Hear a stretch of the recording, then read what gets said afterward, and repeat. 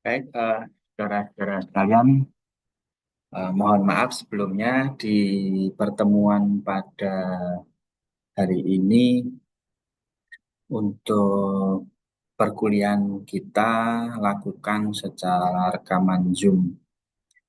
Eh, di pertemuan ini kita akan membahas tentang penyakit arteri tepi, terutama adalah permasalahan pemeriksaan penyakit arteri tepi. Saya akan share materinya terlebih dahulu.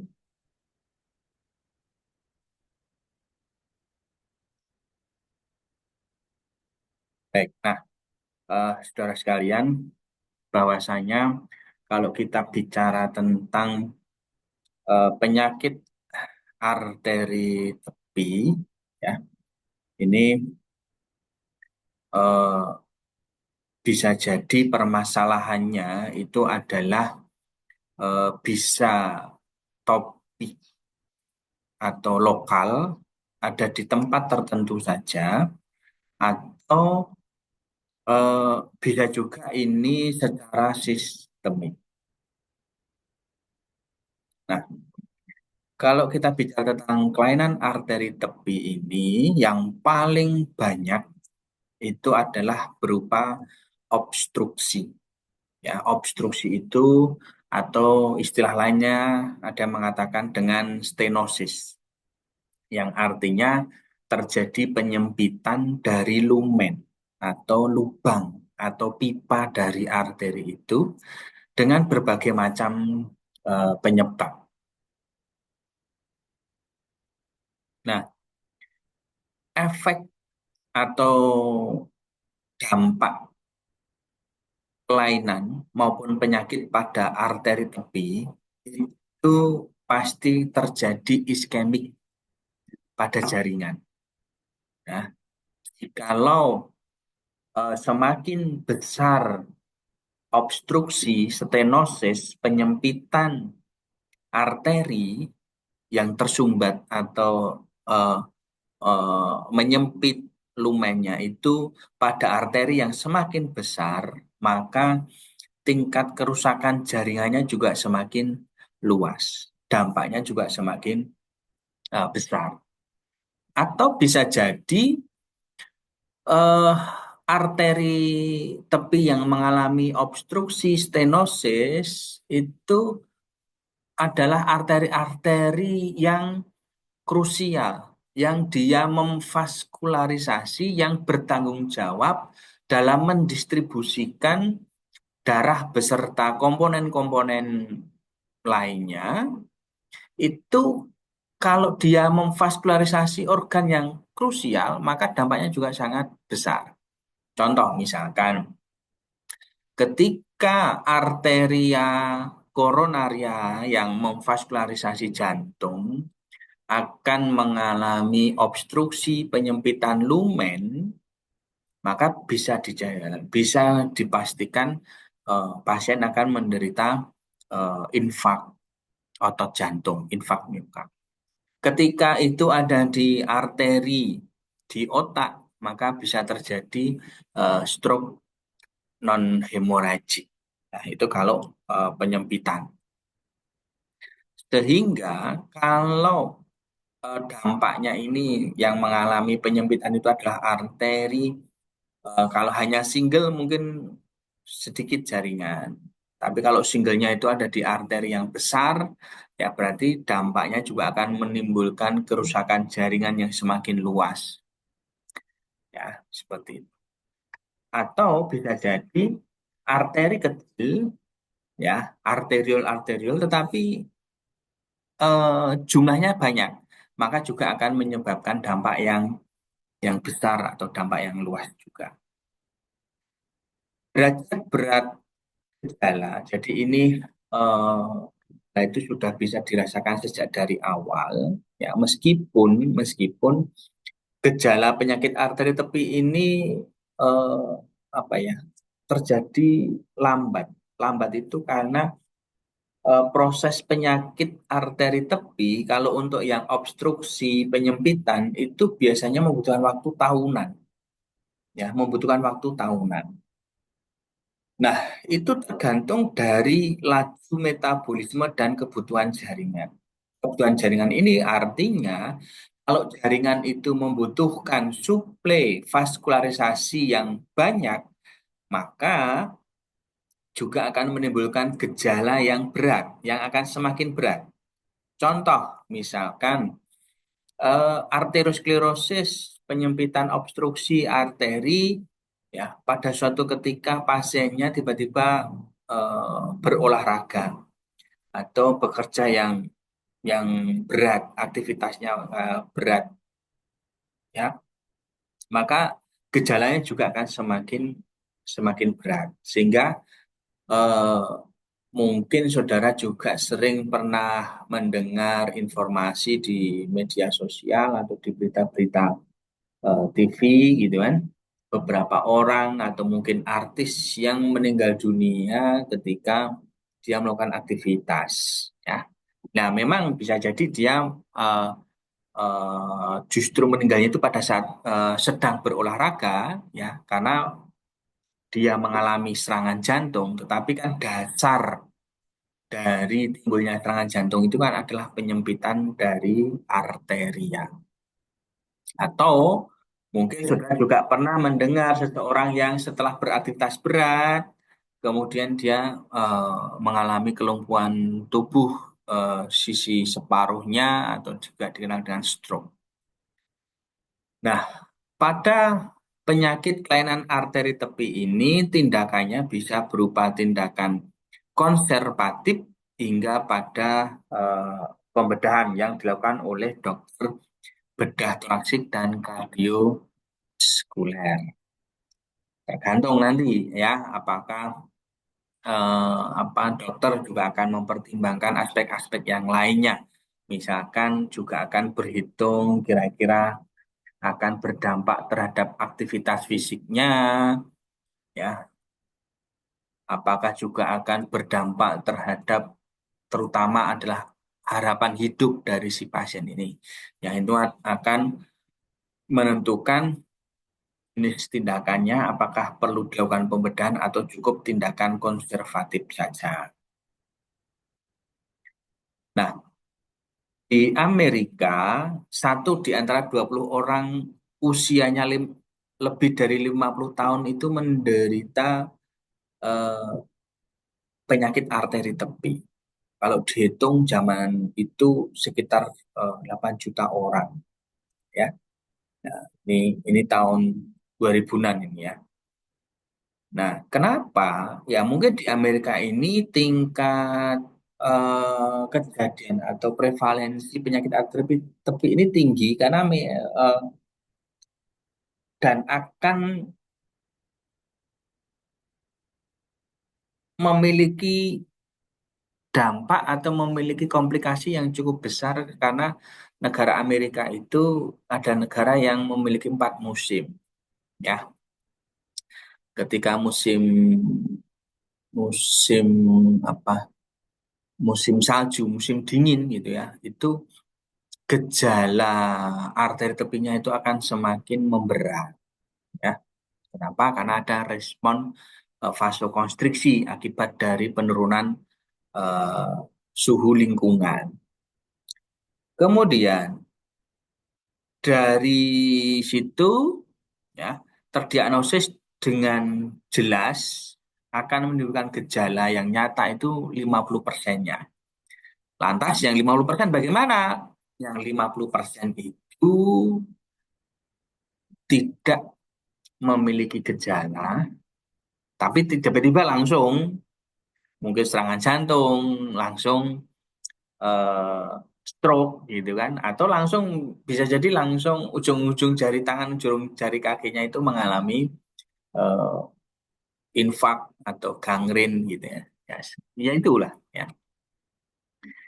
Nah, pada penyakit arteri tepi ini mayoritas 95% gejalanya itu dikeluhkan ada di ekstremitas bawah, ya. Dikeluhkan di ekstremitas bawah.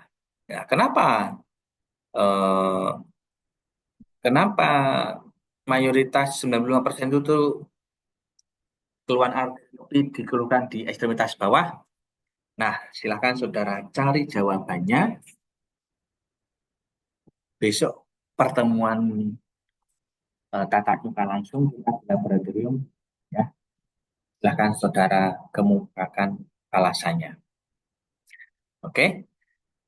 Terus 30% gejala akan menyertai penderita hingga sampai akhir hayatnya. Ya, 30% itu sampai akhir hayat dalam waktu 5 tahun. Dan 50%-nya itu dalam waktu 10 tahun. Nah, ini sehingga penyakit arteri topik ini ada korelasi dengan angka harapan hidup dari si pasien. Ya, meskipun di sebab kematiannya itu umumnya itu adalah 60%-nya itu karena infak miokard dan 20%-nya itu dikarenakan stroke. Kemudian, apa saja faktor resiko dari penyakit arteri tepi?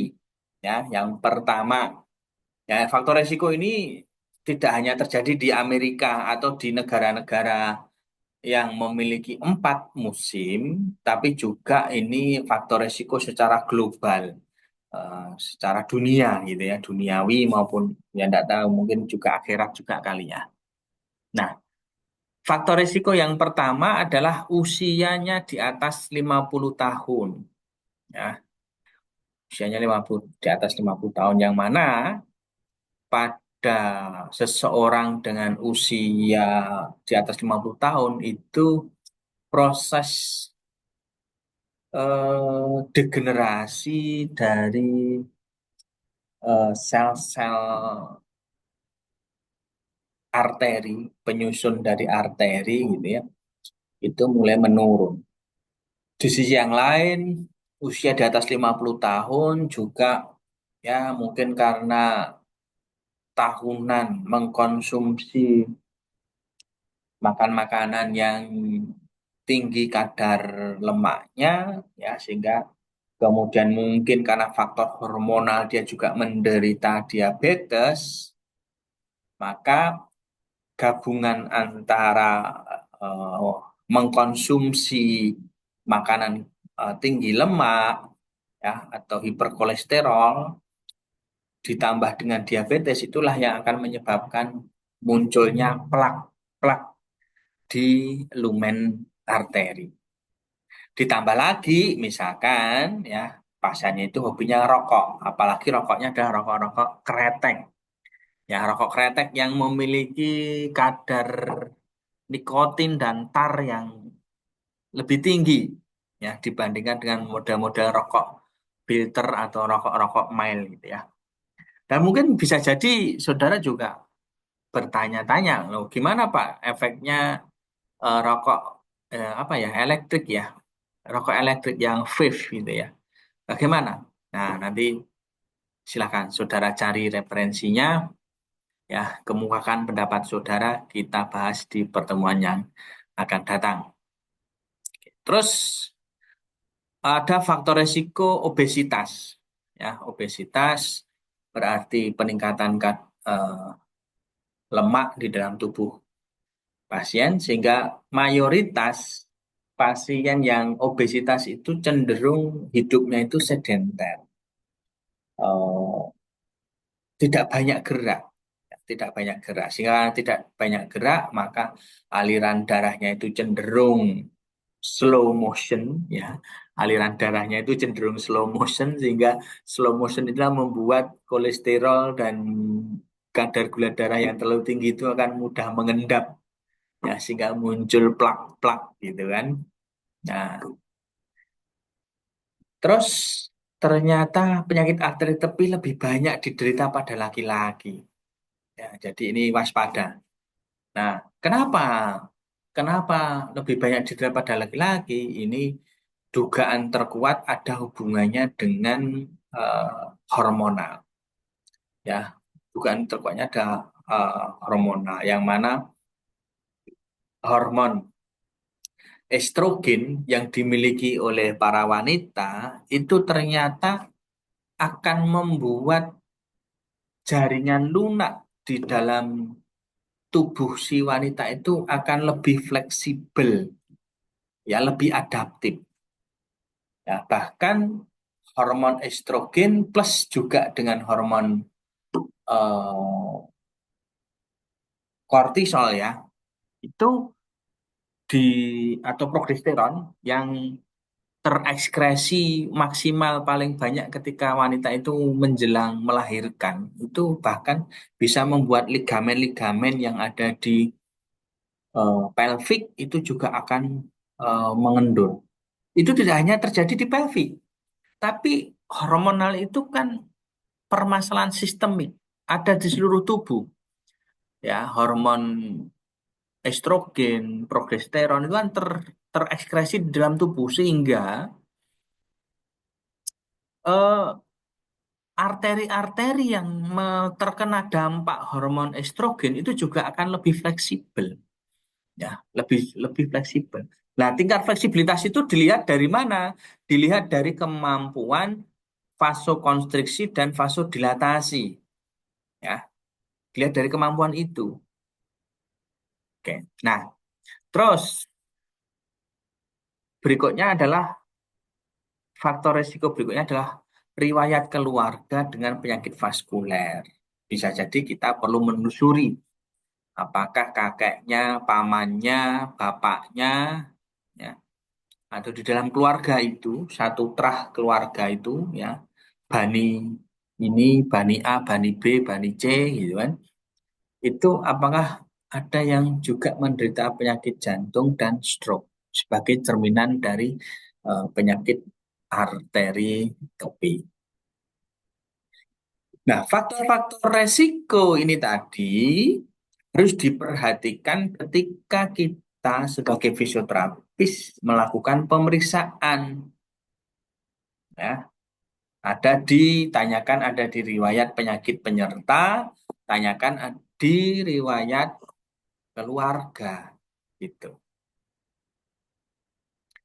Nah, Pak, gejala dari penyakit arteri tepi yang pertama adalah intermittent claudication, ya, atau claudicatio intermittent. Nah, claudicatio intermittent ini adalah rasa sensasi nyeri, rasa ketidaknyamanan ketika pasien melakukan aktivitas berjalan atau mungkin naik turun tangga, ya, dalam waktu cukup lama. Mungkin ada yang mengasumsikannya lebih dari 10 menit. Kalau jarak itu biasanya jarak, ya, hitungan jarak itu biasanya yang jadikan standar itu adalah 3 blok. 3 blok itu kalau di negara Amerika itu satu bloknya itu sekitaran 300 meter. Jadi ya sekitaran 900 sampai 1 kilo, gitu ya. Kira-kira seperti itu. Nah, kemudian rasa nyeri intermittent claudication ini rasanya itu adalah rasa nyerinya itu sifatnya nyeri vaskuler. Ya, nyeri vaskuler. Bisa jadi nyeri vaskuler itu adalah rasanya seperti terbakar, ya, seperti tertempeli kena panas gitu ya. Kemudian bisa nyerinya itu menjalar, menjalar karena itu sepanjang arteri, ya. Kemudian bisa berupa mati rasa, parestesia, bisa berupa tingling, ya. Tapi ingat, rasanya itu setelah melakukan aktivitas pada tungkainya, ya. Beda, nanti saudara harus bisa membedakan, ya. Sehingga ketika Pak Yoga ke rumah sakit menguji mahasiswa, Pak Yoga pasti selalu bertanya, ketika ada mahasiswa yang menangani kasus osteoartritis, pasiennya usianya 60 tahun. Nah, pasien mengeluhkan nyeri pada tungkai ketika berjalan jauh. Nah, ketika ada keluhan seperti itu, maka kita harus menelusuri Apakah keluhan nyerinya itu murni karena osteoartritisnya ataukah juga ada permasalahan penyakit arteri tepi. Nah, itu harus ditelusuri ya.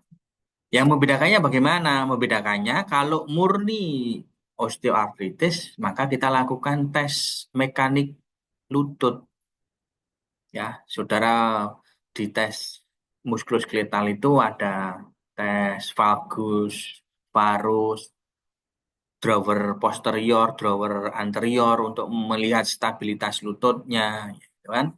Kemudian apakah ada gravitasi. Kemudian ketika dites mekanik jalan, pasien diminta naik naik turun anak tangga, ya tiga anak tangga itu ya menggunakan skala JT itu. Itu adalah tes untuk melihat permasalahan eh, mekanik lututnya.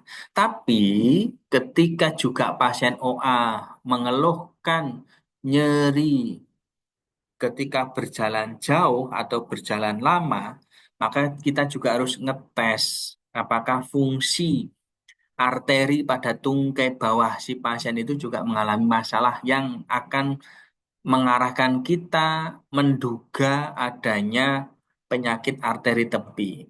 Lakukannya bagaimana? Ya, paling gampang, paling sederhana kita lakukan tes jalan 6 menit. Itu seharusnya tes jalan 6 menit itu pada lansia tanpa penyakit paru dan penyakit jantung, hanya penyakit arteri tepinya doang yang bermasalah itu seharusnya 6 menit itu dia bisa berjalan ya sekitaran 1 kiloan lah, ya, lebih dari 1 kilo, 1 kilometer. Nah, nah, kemudian intermittent claudication itu awalnya tidak ada, tidak dirasakan, tapi justru rasanya itu semakin akan muncul semakin lama beraktivitas. Oke.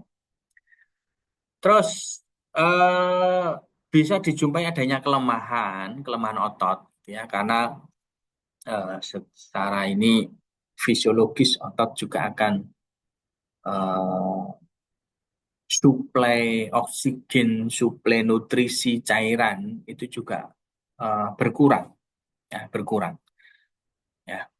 Terus kemudian bisa dijumpai adanya ulcer atau ulkus, luka borok. Kemudian kalau kita palpasi teraba dingin, ya terutama ketika suhu lingkungan dingin kok di ujung-ujung tangan maupun ujung kaki kok terasa lebih dingin. Nah ini kita mencurigai adanya penyakit arteri tepi. Atau bisa jadi kita lihatnya ketika di klinis di rumah sakit ya kita bisa melihat atau merasakan pasien setelah pasien itu menunggu di ruang tunggu yang ber-AC ya itu pasien merasa kedinginan, teraba dingin di ujung-ujung ekstremitas.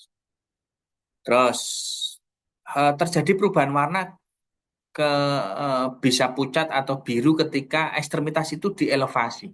Nah, ketika tangan ini diangkat ya seperti ini kurang lebih 2 sampai 3 menit pasien dengan seperti ini. Selama kelamaan nanti di bagian dorsal telapak telapak tangan ini akan kelihatan pucat, ya tidak berwarna merah gitu kan. Diangkat ini warnanya akan putih-putih memutih lah. Itu berarti kecurigaan ke penyakit aritrofi. Ini tidak hanya pada tangan tapi juga kaki ya. Kalau pasiennya diminta mengangkat kakinya ya, posisi telentang ya berarti ya. Pasien posisi telentang, kemudian kakinya diangkat 2-3 menit, semakin lama kok telapak kakinya warnanya putih, pucat, atau bahkan kebiruan gitu ya. Nah, itu kita curiga pasien menderita penyakit arteri tepi.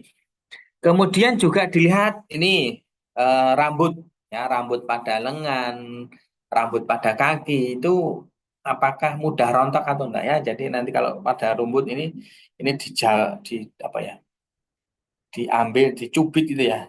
Ya, rambutnya itu mudah rontok enggak. Kemudian bisa jadi kulitnya itu terlihat mengkilap, glowing. Ya, sehingga saudara yang glowing karena skincare jangan langsung bangga karena seseorang penyakit arteri tepi itu juga warna kulitnya juga glowing, mengkilap ya. Terus kulitnya itu tipis. Ya, kulitnya tipis ya seperti saudara juga eh, memakai skincare itu juga kulitnya kan juga tipis. Kemudian kukunya menebal. Ya, kukunya menebal. Tebal tapi rapuh. Ya, rapuh kemudian warnanya kusam bukan warna apa namanya yang mengkilap di kukunya. Ya, itu. Sehingga oleh karena itu seseorang dengan kecurigaan penyakit arteri ya pastilah dilarang menggunakan cat kuku. Kenapa? Dilarang menggunakan cat kuku? Kita sebagai fisioterapis ya, ketika mendapati pasien menggunakan cat kuku, kita tidak bisa melakukan tes pengisian kapiler. Kita kesulitan melakukan eh, tes kapilari rehabilitas kan. Padahal itu kan eh, pemeriksaan yang krusial ya untuk melihat bagaimana vaskularisasi eh, ekstremitas pasien. Kemudian denyut nadinya itu melemah atau bahkan menghilang ya, melemah atau menghilang sehingga kita perlu melakukan eh, palpasi denyut nadi, denyut arteri di bagian proksimal dari ekstremitas yang dikeluhkan. Kalau semisal pasiennya mengeluh adanya nyeri-nyeri pada jari-jari tangan, ya, maka kita akan mempalpasi arteri radialis, arteri cubitalis, kemudian arteri aksilaris, dan arteri, sorry, karotis kan ke otak ya, nah, ke aksilaris ya. Kita harus palpasi itu. Tapi kalau keluhan pasien itu nyerinya ada di ujung-ujung jari kaki, ya maka kita akan tes bagaimana denyut arteri tibialis posterior, mungkin arteri peroneus, kemudian arteri popliteus. Kita juga perlu mempalpasi arteri femoralis.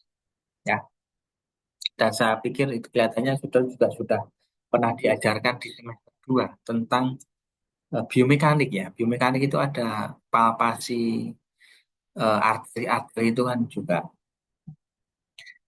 Nah, gejala-gejala tersebut bisa ditemukan dengan berbagai pemeriksaan, mulai dari anamnesis sampai pada pemeriksaan khusus. Ya, tuh. Nah, untuk insufisiensi arteri akut, nah ini ada akut, ada kronis, gitu kan? Untuk yang akut itu tandanya 6P. Kalau dijumpai adanya tanda 6P ini, maka pasien harus darurat. Darurat dilakukan pembedahan, harus segera dikirim ke dokter BTKV. Apa saja 6P itu? Yang pertama adalah nyeri. Yang kedua palor, pucat. Yang ketiga pus pushlessness, tidak teraba denyut. Yang keempat, paralisis, kelemahan atau kelumpuhan. Yang kelima, parestesia, mati rasa, iya, penurunan sensasi rasa. Kemudian perisingkun, teraba dingin. Ya, ketika muncul 6P ini, maka pasien harus segera dilakukan eh, darurat pembedahan. Kalau tidak, wah, nanti ujung ekstremitas pasien bisa mengalami infak, ya, bisa berdampak nanti pasiennya harus diamputasi. Pemeriksaan arteri tujuannya adalah menentukan perfusi jaringan yang adekuat. Petunjuknya, ya, petunjuknya pemeriksaan arteri itu yang pertama kita harus membandingkan antara kondisi arteri ekstremitas atas dengan ekstremitas bawah. Kita bandingkan. Terus sisi kanan dengan sisi kiri. Kita bandingkan. baik ekstremitas atas, ekstremitas bawah, sisi kanan dan sisi kiri. Kemudian bandingkan antara proksimal dan distal. Ya, proksimal dan distal. Oke, proksimal dan distal. Kita harus dibandingkan bagaimana kondisinya. Terus bandingkan antara posisi terlentang dengan posisi melawan gravitasi.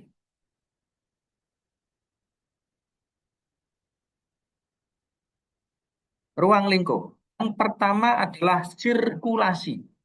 Ya, temukan denyut arteri.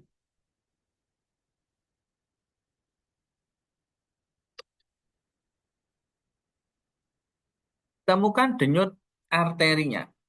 Kalau sudah menemukan denyut arteri, berarti fungsi jaringannya baik. Ya. Tapi kalau denyut arterinya melemah atau bahkan hilang, berarti perfusi jaringannya jelek. Kemudian yang kedua, bagaimana motoriknya, gerakannya?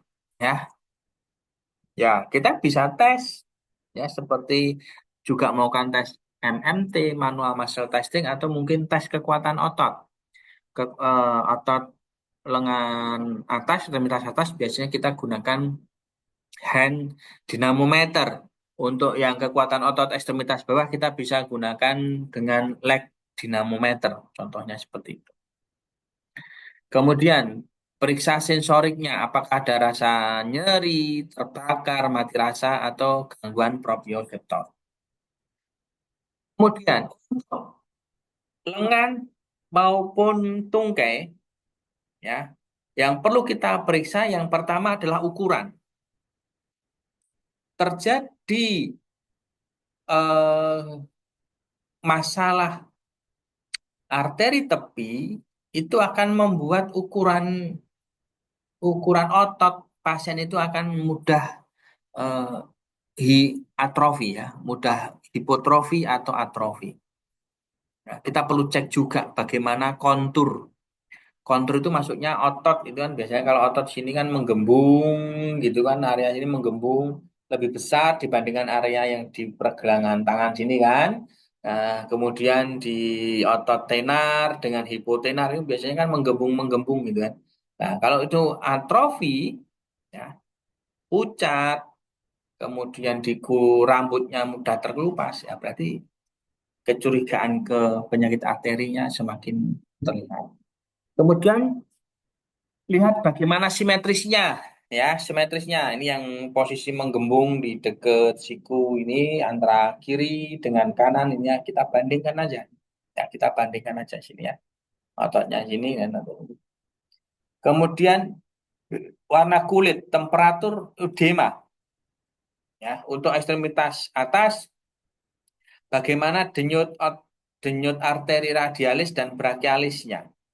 Bagaimana nodus limfatikus dari epitroklearnya. Kalau perlu dilakukan Allen test. Untuk ekstremitas bawah juga saya pikir sama, yang membedakan adalah denyut arteri femoralis. Ya. Kemudian denyut arteri popliteal, ya, serta ulcer atau ulkus.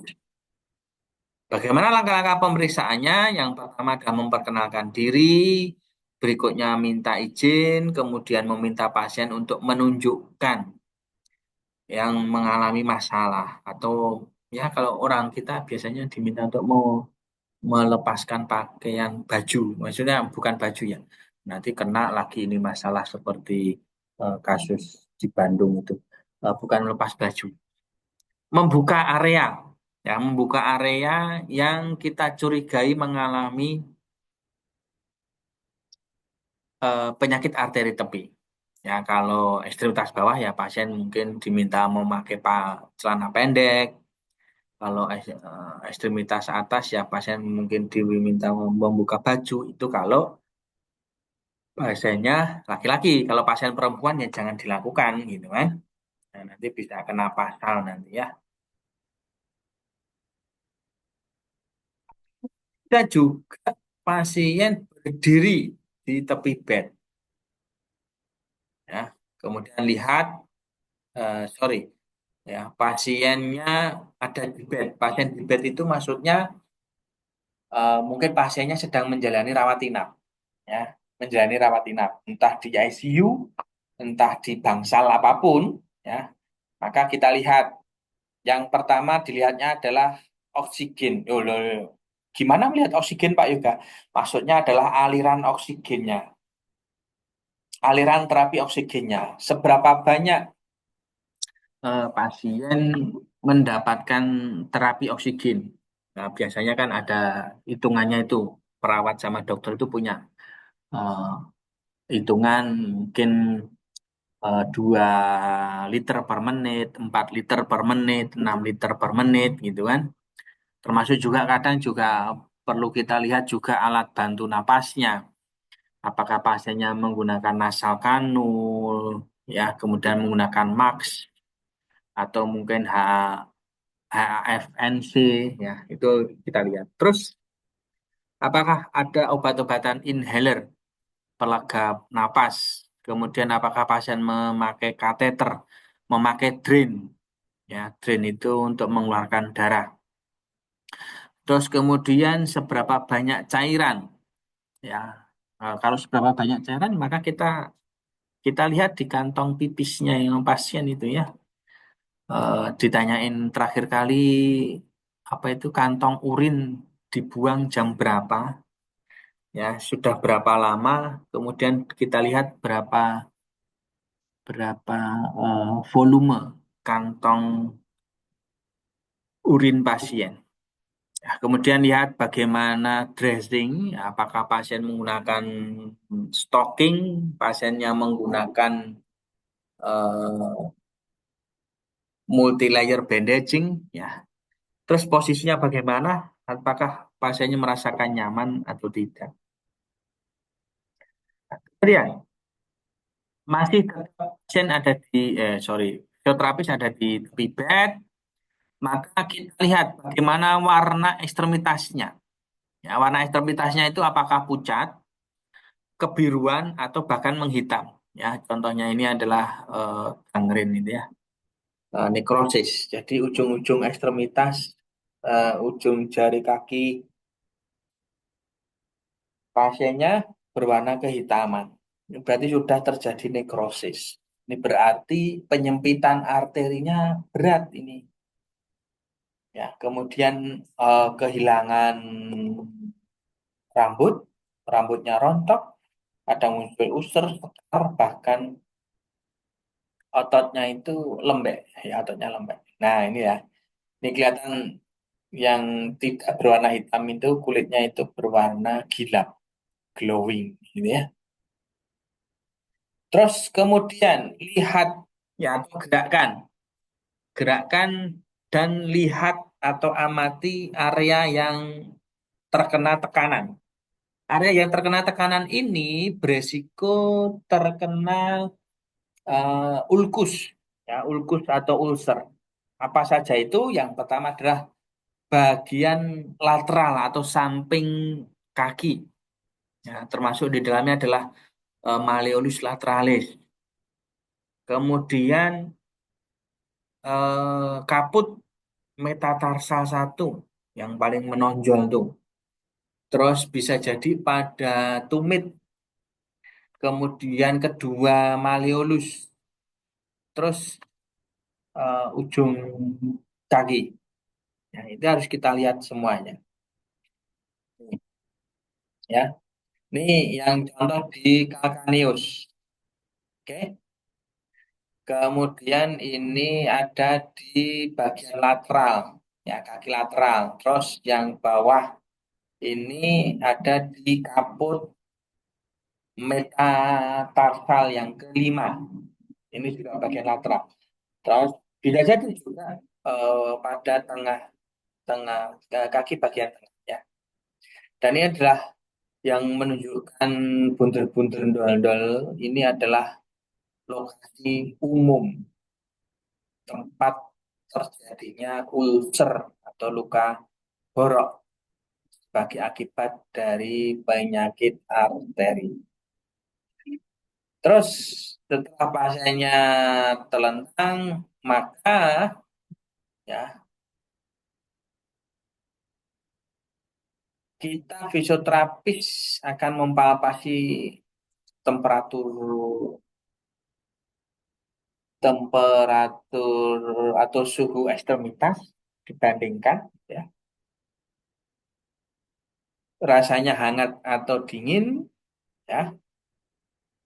Kemudian ujung kuku, setiap kuku jari kaki maupun jari tangan ya lakukan pengisian kapiler. Nah, bahkan untuk pengisian kapiler ini bahkan diberikan waktu ya, waktu pati untuk bisa kembali ke warna kemerahan. Ya, kemudian palpasi denyut. Untuk ekstremitas atas ada arteri subclavia, arteria carotis, brachial, radial, ulnar. Kemudian kita lakukan Allen test dan capillary refill. Untuk ekstremitas bawah kita lakukan tes eh, aorta, femur, popliteal, postrotibial, dorsal pedis atau peroneus dan tibial anterior. Kemudian gunakan stetoskop untuk mendengarkan, mengauskultasi suara arteri. Nah, tapi kadangkala pada arteri tertentu kita sulit untuk mendengarkan menggunakan stetoskop, maka kita perlu membutuhkan bantuan dari Doppler yang minggu lalu sudah kita praktekkan untuk mendengarkan tekanan darah ankle ya. Ya, kita membutuhkan eh, Fred Doppler. Nah, terus ini ada 5 sistem untuk grading dari denyut arteri. Ya, kira-kira hampir mirip dengan MMT gitu ya. Tapi ini khusus untuk arteri. Kalau 4 plus itu denyutannya itu teraba kuat. Duk, duk, duk, duk. Kemudian 3 itu meningkat. Duk, duk, duk. Kedua itu berisik. Ya. Nah, satu ini lemah. Kalau nol, berarti denyutannya hilang. Tidak bisa terpalpasi. Oke, pemeriksaan sirkulasi denyut. Ini adalah lokasinya. Besok minggu depan kita praktekkan di eh, apa di jadwal praktikum di lab ya. Langsung skip saja karena ini akan kita praktekkan ya, termasuk praktek arteria radialis. Dan ini tidak hanya sekedar praktek, tapi juga memberikan nilai ya, nilai ini loh. Nilai nah ini ya. Apa eh, nilai nilai denyut denyut arteri pasien ya nilainya. Tidak hanya sekedar palpasi ya. Ada denyut arteri, radial, denyut brachial, kemudian subclavia yang ada di dekat dari incisura jugularis ini ya. Kemudian arteri karotis, kemudian ini yang sulit biasanya ini sulit ini ya aorta abdominal ini cukup sulit mempalpasinya. Kemudian ada denyut femoral, popliteal juga cukup sulit. Popliteal juga cukup sulit. Kemudian, nah ini posterior tibial post ini juga biasanya mudah untuk kita mempalpasi. Dorsal pedis atau peroneus, ya, arteri dorsal pedis atau peroneus ini juga biasanya gampang kalau kalau pasiennya atau pasangan praktek sudah itu nanti eh, apa ya suka berolahraga itu gampang. Tapi kalau perilakunya sedenter kemudian overweight atau obesitas, nah ini yang bikin sulit untuk mempalpasinya. Oke, kemudian kita auskultasi suaranya, ya, berisiknya. Oke, kemudian yang lain ada mungkin angel Burger untuk penyakit Burger atau Burger test. Terus kita ukur, ya kita ukur bagaimana angle brachial indeksnya. Nah, ini ya tekanan ankle misalkan 96, tekanan brachial 110 mmHg. Ya, jadi ini adalah satu apa namanya sistolik ya, yang itu adalah tekanan sistoliknya. Nah, oke, sehingga 96 per 100 ada 0,8. Oke, nah ini sehingga 0,8 ini kita jadikan sebagai off point. Off point itu berarti adalah titik potongnya, ya titik potongnya. Jadi 0,8 itu titik potongnya. Kemarin Pak Yuka waktu ngajar, saudara sekalian ya, itu angle brachial pressure index itu normal baik jikalau lebih dari 0,8 karena titik potongnya itu adalah 0,8. Ya.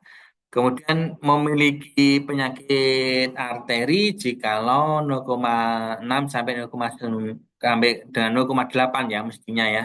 Ini adalah moderate. Kemudian kalau kurang dari 0,5 itu adalah high resiko tinggi. 0,26 ini sangat parah. Ya, biasanya kalau 0,26 itu terancam amputasi kakinya pasien. Biasanya begitu.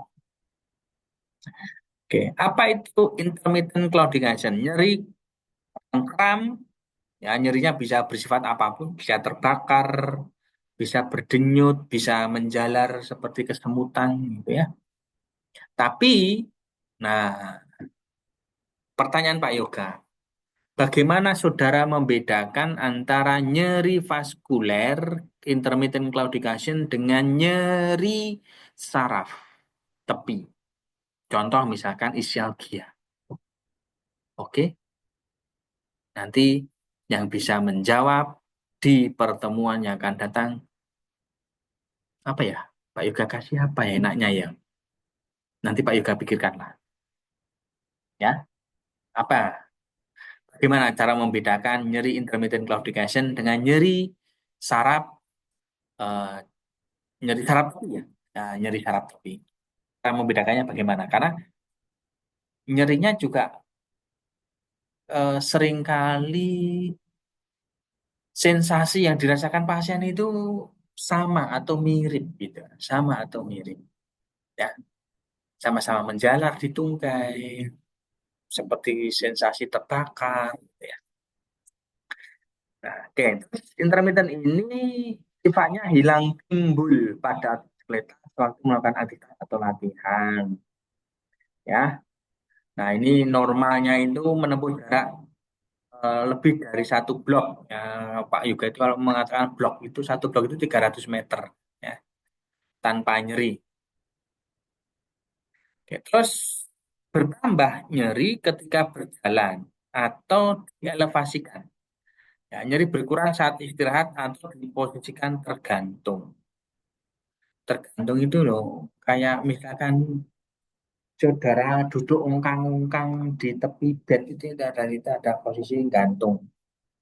Atau seperti saudara mungkin naik kereta atau naik bis yang posisi kaki kaki saudara itu gantung itu muncul rasa tidak nyaman ya.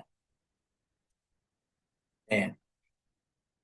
Terus ini adalah skala nyerinya. Nah, skala nyerinya untuk penyakit vaskuler, termasuk penyakit penyakit arteri menggunakan VGS. Ya, kalau satu adalah eh, nyeri tidak nyaman, tapi ketika aktivitasnya minimal. Yang kedua itu nyeri muncul bahkan mengganggu perhatian pasien, termasuk apa ya, mengganggu obrolan ya. Ketika pasien ngobrol tiba-tiba rasa nyeri. Nah, terus yang ketiga ini membutuhkan perhatian lebih, gitu ya. Bahkan pasien eh, membuat pasien harus periksa ke dokter gitu ya. Dan keempat ini adalah nyerinya itu tak tertahankan, ya tak tertahankan. Ya, kemarin Pak Yoga melihat sebuah status di sosial media bahwasanya sakit hati dan sakit gigi itu memiliki persamaan. Bahkan nyeri arteri itu pun juga memiliki persamaan seperti nyeri pada gigi dan nyeri karena sakit hati. Apa? Persamaannya adalah kebiasaan manis-manis di awal. Ini ya. Oke. Terus kadangkala kita mengusap arteri tepi juga kadang kita perlu men-screening seluruh sistem kardiovaskuler. Kemudian kita juga perlu mengetes otot, saraf pada ekstremitas yang yang sama dengan keluhan penyakit arteri pasien. Kalau perlu mungkin dilakukan scan duplex menggunakan ultrasound atau ankle brachial pressure index testnya. Pemeriksaan dengan menggunakan alat bantu, ya ini dilakukan oleh dokter BTKV dengan non-invasif, bisa menggunakan duplex ultrasound membantu menegakkan diagnosis penyempitan atau sumbatan arteri, ya.